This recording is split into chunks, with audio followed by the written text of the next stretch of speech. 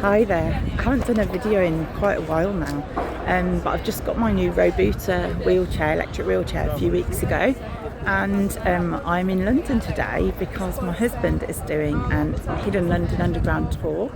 And normally before, when I've come down with him, I have gone and found a coffee shop to sit in, and I've had to sit and wait for him. So today I've just seen him off at Green Park, which is where I'm at now. I'm just in the middle of this beautiful Green Park on a lovely sunny day, and I am going to go off by myself and explore. So I've got an hour and a half. I'm going to see how far I can get. Okay, so far I've got as far as Prince's Arcade in Piccadilly, and I've come across I tried to cross the road. I went down a dropped curb, got to the centre island and in the road, and there was a dropped curb to get to the other side, but in between me, the first dropped curb, and me and the one I needed to get to cross to the other side, there was a load of bikes parked up, you know, the hire a bike scheme. They were all parked up, and there was a lamppost. So actually from one dropped curb on one side to walk down to the other dropped curb, I couldn't actually get the wheelchair from one to the other, so I actually had to turn around and come back again. So that was a bit embarrassing. And then I went down an arcade, I can't remember which one it was, Piccadilly Arcade I think it was called, and had some nice little shops. I had a little explore, but I couldn't get into many of them because they all had little steps to get in. I've come to another one, which is, I'm in Prince's Arcade now, which has got some lovely quaint shops again, but almost all of them again have got steps up to the door. I've waited outside a couple to see what reaction I would get, and the people inside have looked at me. Nobody's actually come to see if I wanted any help or needed any help, so that was quite telling. I feel like on Pretty Woman when she goes to try and go shopping in that nice boutique, and they don't want her shopping there. Kind of feels a bit like that, really. Like they look at me and take one look and think, no, we don't want you in here. We won't bother trying to help you. So yeah, it's a bit of an eye-opening experience, and I've only been gone 15 minutes so far from Green Park, so I'll update you again in a little bit. I'm really enjoying having my freedom with this Robooter. It's absolutely brilliant to just be able to go where I want to go and do what I want to do again without having to worry about anybody else and what they want to do. So I am finding lots of little nooks and crannies and little shops that I've never found before, and it's brilliant. It's such fun. I'm really, really loving this. Yes, there have been a few places where I haven't been in anywhere, I don't think, yet. I've just been looking around and discovering places, but it's just so nice to have some freedom for a change. Yeah, I'm loving it. So exciting. I'm looking for now a coffee shop that looks really nice and really unique and different, and that doesn't have steps to go in. And then I'm going to park up, and I'm going to see if I can put a bit of charge in this wheelchair. I'm only at 81%, which sounds like I've still got loads left, but I know that we've got quite a bit of walking around to do later. And the last time I used this, excuse me, I'm going to sneeze. Sorry. Excuse me, I think that's my hay fever today. This looks nice, look. Cakes in there, looks really nice. The last time I used this with Daniel when I went into town, sorry, I'm getting really distracted here, I'm supposed to be looking at you. Last time I used this with Daniel and I went into town, and I was on the way home and got down to 65% on the way back home, and I thought, oh, that's okay, I've had ages out of it, and I'm only on 65%, I've got ages left, it's fine.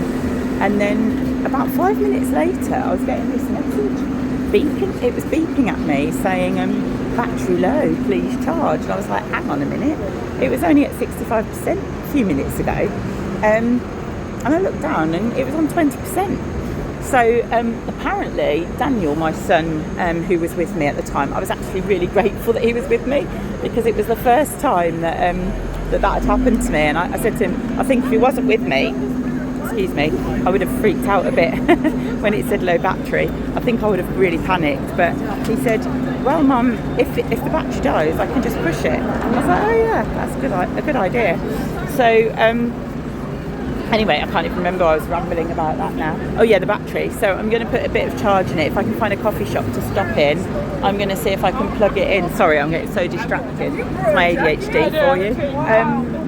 What I was going to say, I'm going to cross the road here because it looks like there's some interesting shops. Let me see if I can turn this round. Hold on. It looks like there's shops down that little arcade over there. So I'm going to go across the road, see if I can explore at that one, I think. And do you know what? I haven't got a clue where I am, but the good thing I've got going for me, one good thing I've got going for me, is I've got a really good nose for directions. So although I don't actually know where I'm going when I'm going off down these little lanes exploring, I've got a rough idea of which direction I'm heading in and roughly where I am. So I'll be able to find my way back without too much problem. The question is, will Paul be able to find me after he's done his underground tour? I think we're going to have a little game of hide and seek there. He's going to have to try and find me on Live 360, I think. See you in a bit. Okay, I've made it as far as Regent Street, and I have realised that letting me go in London by myself with an electric wheelchair was probably a really bad thing to do, because going off with my ADHD, I'm going off at tangents all over the place. I'm seeing one pretty thing over here and going over there, then I'm like, oh, that looks pretty over there. And I've been backwards and forwards like a yo-yo. And now I can see why I find it so hard to go shopping with other people, and why other people find it so hard to go shopping with me. So it's been a little bit of an eye-opener today, but it's absolutely gorgeous. It's a lovely day for it. And it's just so nice to have some freedom for a change and be able to come off by myself. I'm going to see if I can show you a little bit of where I'm going. Look, here's Regent Street. Oh, there you go. Got a lovely shot of the bin man there. Sorry about that. Lovely shot of the recycling. And as this is unedited, what's and all, you know, look at that. Isn't that just gorgeous? Look at all those flags up there. Look at that. What a beautiful, beautiful street. I do love this place. Oh, look at this.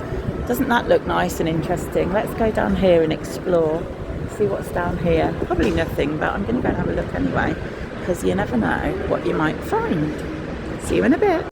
No, sadly disappointing. That was not at all as exciting as I thought it was going to be.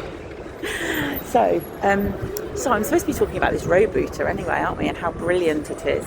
So it is very brilliant. I'm still trying to get the hang of the speed, because I've noticed that if I put it on number 2, it's just a bit too slow. It's a bit slower than normal walking speed. But if I put it on number 3, it's too fast. So at the moment I'm trying to get the hang of putting it on number 3, but not quite going at full speed, which isn't very easy to do because the little joystick is so responsive, which is a good thing, but it's so responsive I'm still actually getting used to it. But that's not too much of a bad thing. Right, I'm going to stop here because I want to get a photo. Show you, look at that in front of me. I'm going to get a photo of that. So I'm just going to, for a minute here, and then cross the road. But yeah, Robooter, yeah, the speed I was going to tell you about. I've already talked to you about the battery a little bit, so I'll see you in a bit. Hi there. I'm sorry I didn't finish in London the other day. I've just come to edit the video and realised it stopped. I was so excited. I think I forgot to video the next bits. But I had an absolute whale of a time. I did meet up with Paul. He did find me in the haberdashery department in Liberties, of all places. So that was quite a fun little game to play.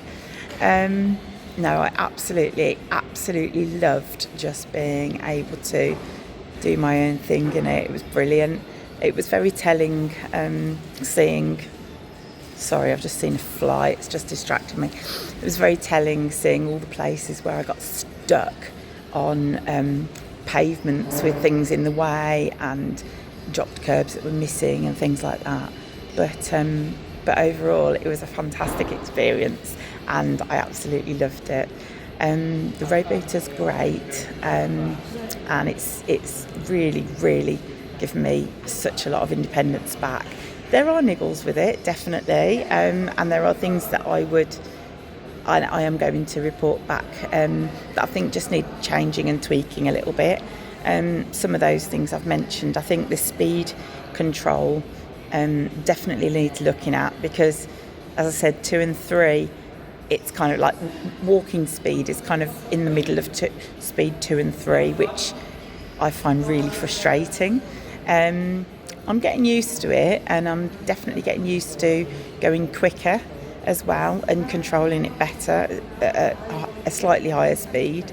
I think 3 is a comfortable speed for me to go on my own when I'm going down the road. If I'm with somebody, I tend to find that 3 is a bit quick for them to walk. So sorry about the reflection of my glasses. Keeps catching the light as I move my head. I'm trying to keep still, but I'm not very good at that, as you know by now.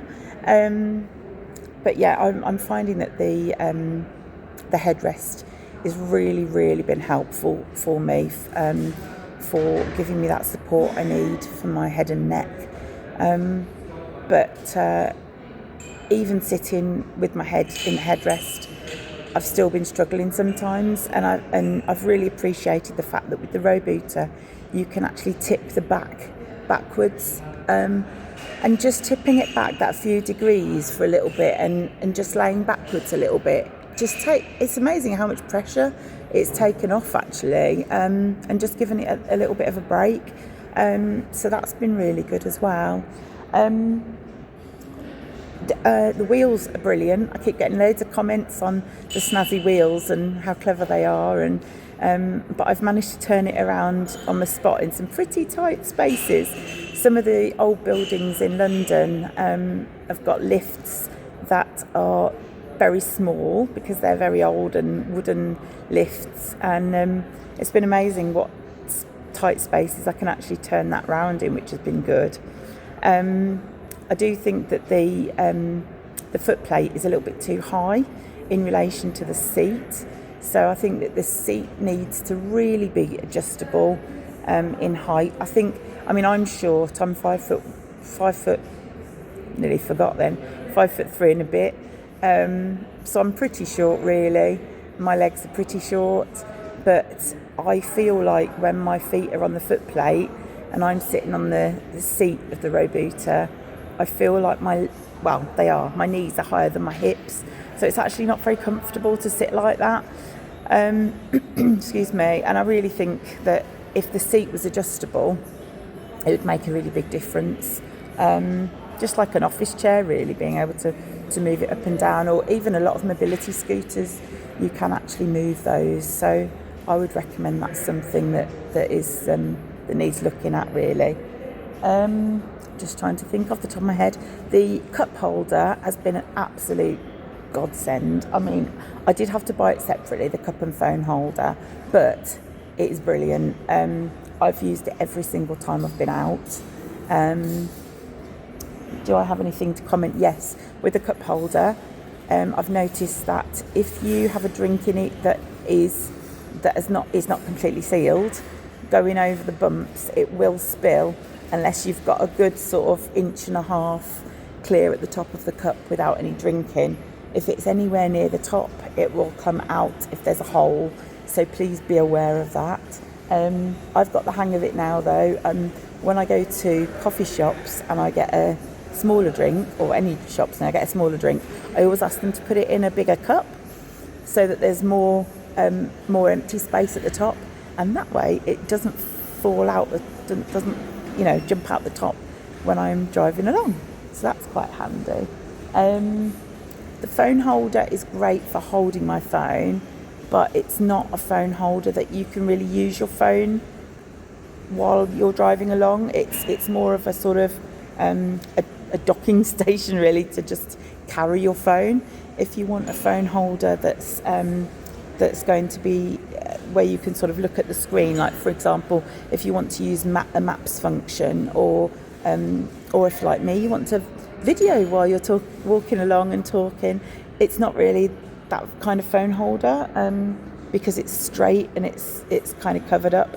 So I think maybe I would suggest a bit of a rethink on the design of the phone holder.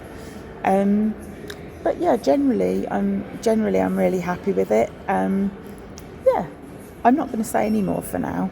I'm going to shut up and go. But if I think of any more, I will let you know. And if you've got any questions about it, you can leave them in the comments, and I will endeavour to get back to you. Bye for now.